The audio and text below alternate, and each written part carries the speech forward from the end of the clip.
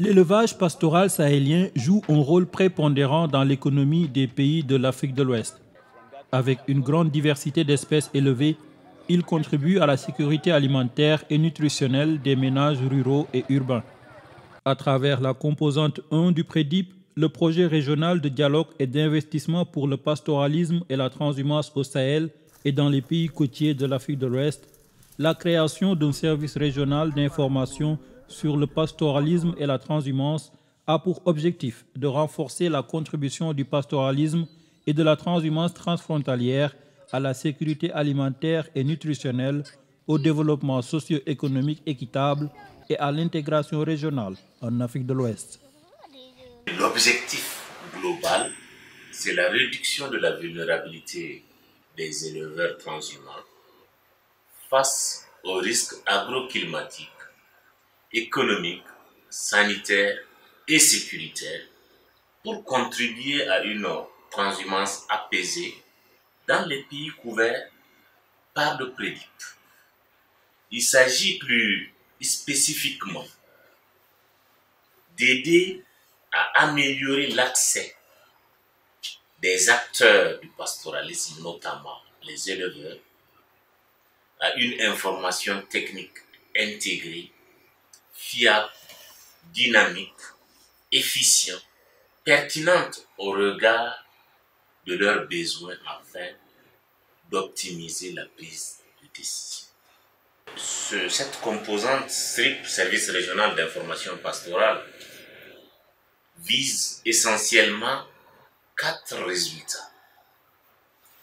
Le premier résultat est relatif au développement des compétences ou des connaissances opérationnelles, l'analyse spatialisée, fiable, accessible, à jour par rapport aux coûts et bénéfices optimisés, pertinent pour la gestion du pastoralisme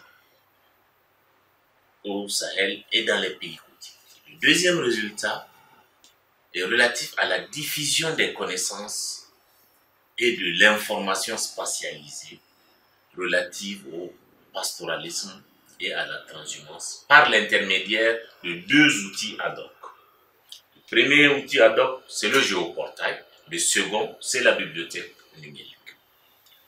Le troisième résultat est relatif au renforcement de capacités des acteurs locaux et nationaux à exploiter l'information et les connaissances produites sur le pastoralisme.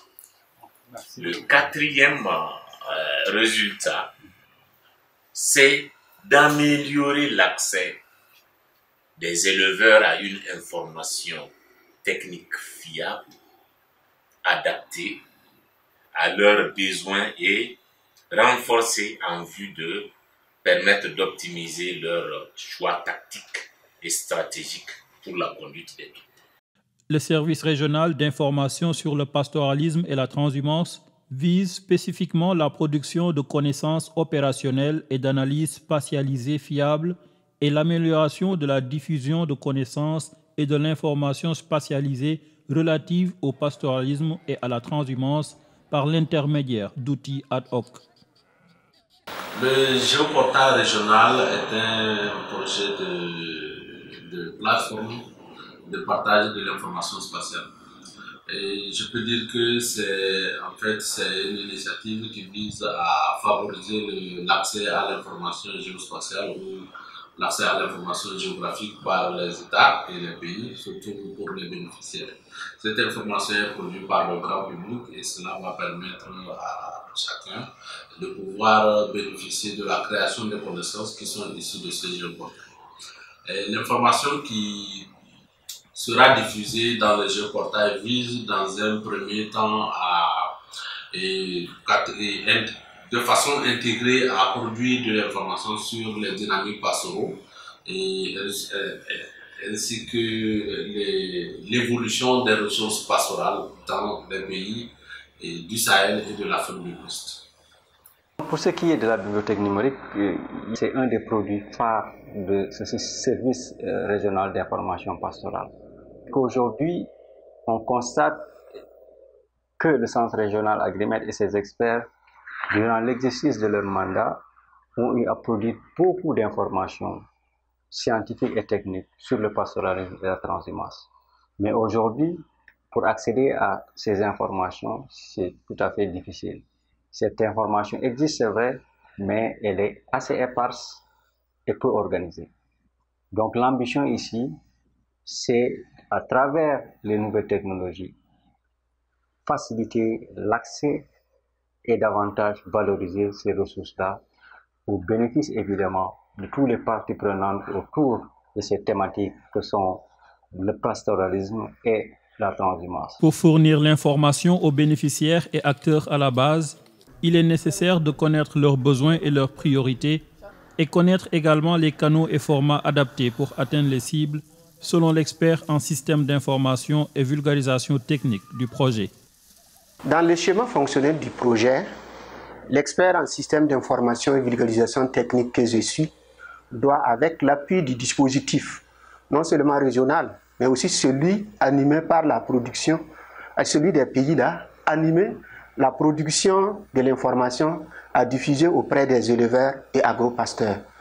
C'est-à-dire c'est la place de la vulgarisation, c'est de transmettre l'information aux utilisateurs. Et pour ce faire, ce dispositif pays-là, dont je fais allusion ici, est constitué non seulement des points focaux que nous avons recrutés au niveau de chaque pays, mais également qui sont des cadres des ministères en charge du développement rural dans les 8 pays d'intervention du PREDIP. Outre ces cadres des ministères, il y a également d'autres acteurs, notamment les organisations professionnelles, évoluant dans le domaine non seulement du pastoralisme, mais aussi de la transhumance que nous travaillons avec. L'information que l'expert en système de vulgarisation doit porter à ces acteurs doit être très fluide à leur endroit pour permettre une meilleure compréhension et une meilleure application sur le terrain. Comme je vous le disais tantôt, alors, la collecte des données qui constituent la matière première nécessaire à la production de l'information est faite par ces acteurs-là, les points focaux et les organisations professionnelles liées à l'élevage. Nous les traitons et ces données-là, en fonction surtout des besoins réels des acteurs, notamment les éleveurs et également les agro-pasteurs sur le terrain.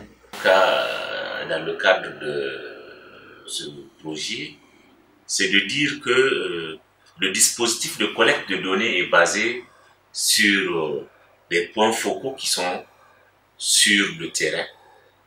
Et c'est un projet pour 8 pays. Nous avons le devoir de produire de l'information pour satisfaire les utilisateurs de chacun de ces pays-là.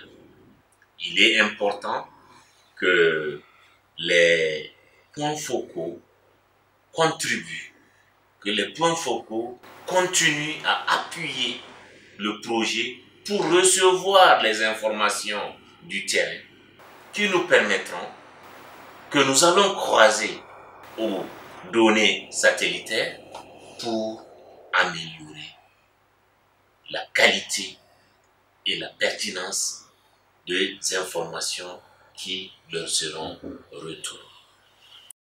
Ce projet financé par l'Union européenne à hauteur de 3,1 millions d'euros sur la période 2019-2022 bénéficiera aux 5 pays côtiers de l'Afrique de l'Ouest, le Bénin, la Côte d'Ivoire, le Ghana, le Nigeria et le Togo, et aux 3 pays sahéliens, le Burkina Faso, le Mali et le Niger. La mise en œuvre est confiée au Centre régional Agrimet, une des institutions spécialisées du CILS.